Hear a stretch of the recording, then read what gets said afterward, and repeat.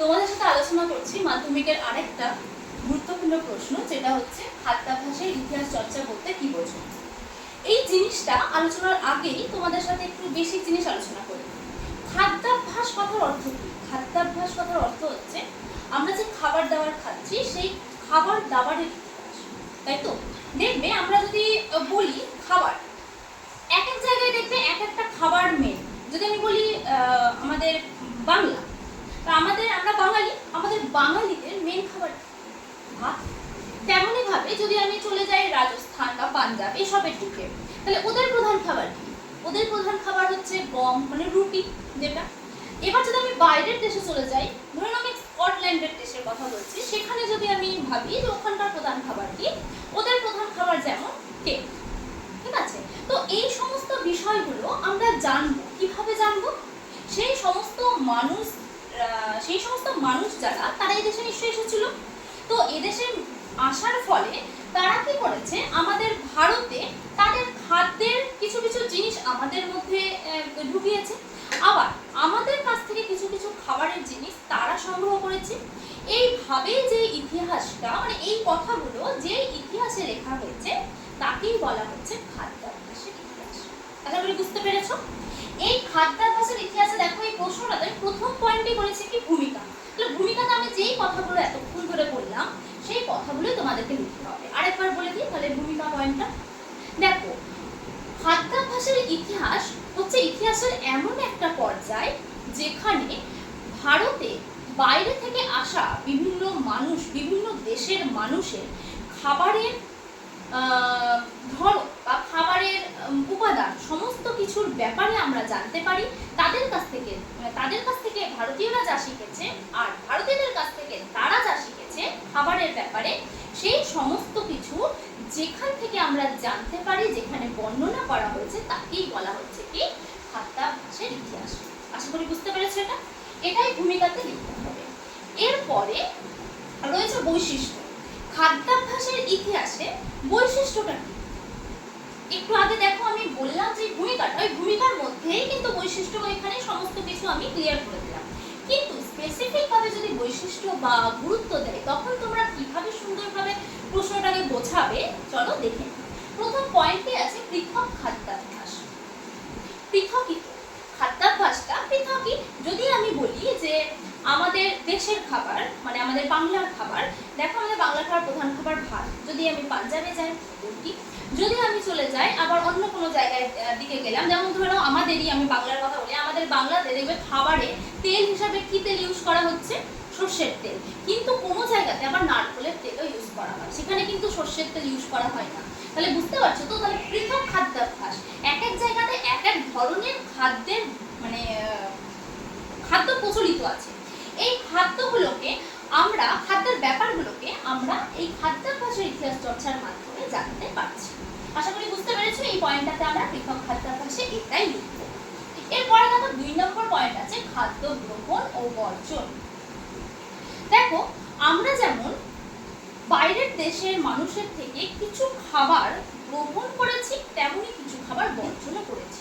ঠিক তেমন ভাবেই বাইরের দেশের মানুষও আমাদের কাছ থেকে কিছু খাবার গ্রহণ করেছে বা খাবারের উপাদান গ্রহণ করেছে, তেমনি কিছু খাবারের উপাদান বা খাবারকে বর্জন করেছে।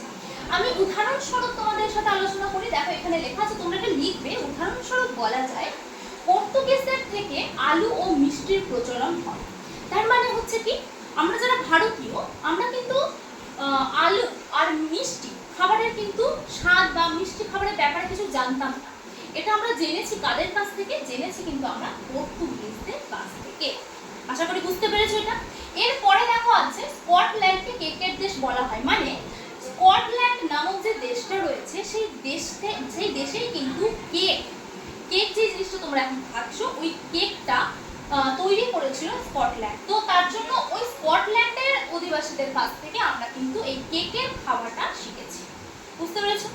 এরপরে আছে কি 3 নম্বরে দেখো ঔপনিবেশিকদের প্রভাব। আচ্ছা বলো তো, ঔপনিবেশিক কাকে বলে? যারা বাইরের দেশ থেকে ভারতে এসেছে কোনো না কোনো রকম ভাবে বিজনেস করতে বা তাদের সাম্রাজ্য প্রতিষ্ঠার তাগিদে, তাদেরকে আমরা কি বলতে পারি? ঔপনিবেশিক বলতে পারি। তো এই ঔপনিবেশিকরা যখন ভারতে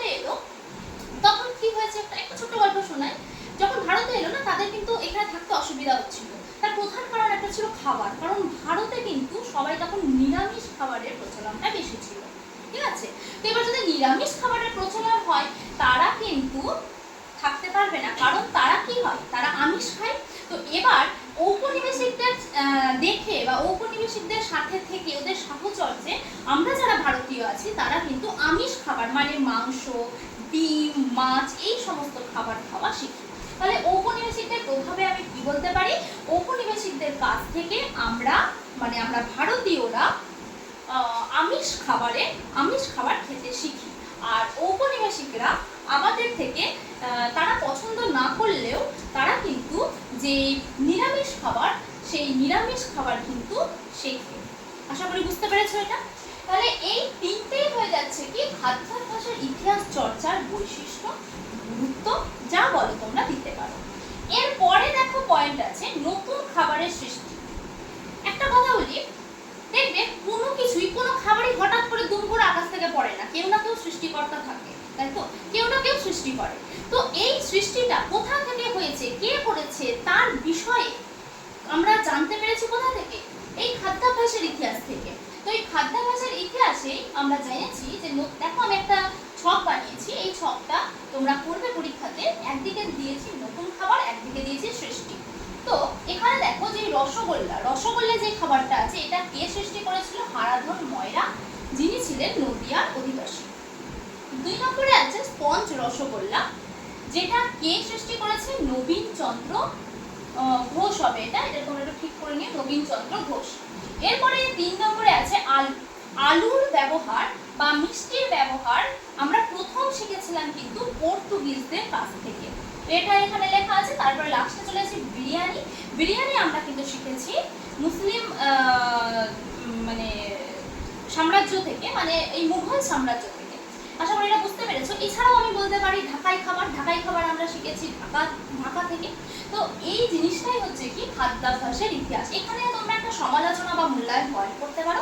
ওখানে তোমরা কি দেবে, ওখানে তোমরা লিখবে যে এই খাদ্যাভ্যাসের ইতিহাস চর্চা খুবই গুরুত্বপূর্ণ, তার কারণ হচ্ছে এর মাধ্যমে আমরা আমাদের দেশে বিভিন্ন সময়ে বিভিন্ন জায়গা থেকে আগত মানুষদের তাদের খাবারের বিশেষত্বটা জানতে পারি। এই বিশেষত্বটাও আমরা গ্রহণ করতে শিখেছি এবং সেগুলোকে কাজে লাগিয়ে আমরাও কিন্তু তাদের সাথে মিশতে শিখেছি।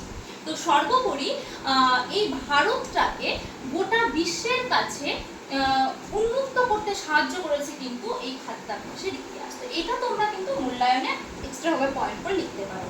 তো আশা করি তোমাদের এই পুরো পার্টটা বুঝতে কোনো অসুবিধা নেই। এরকমভাবে পয়েন্ট ওয়াইজ তোমরা সবটা সাজিয়ে লিখতে পারবে। যেরকমভাবে বললাম ওই জায়গাগুলো আমি যেগুলো বলছি সেই জায়গাগুলো এখানে তোমরা লেখো, আর এই জায়গাগুলো যেগুলো আমি লিখেছি এইগুলোকে তোমরা উদাহরণস্বরূপ হিসাবে লিখবে আশা করি।